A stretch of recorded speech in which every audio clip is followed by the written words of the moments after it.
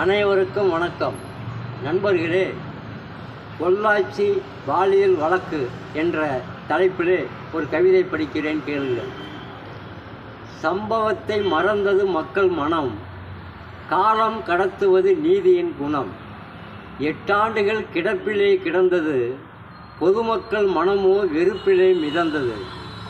பொள்ளாச்சியில் நடந்தது மிருகத்தனம், அவர்களை வெறுத்தது மனித இனம். காலம் கடந்தாலும் துணிச்சலான தீர்ப்பு, நீதிபதி தன் கடமையிலே நெருப்பு. பொதுமக்கள் மனதிலே களிப்பு, உயர்ந்தது நீதிபதிகள் மதிப்பு.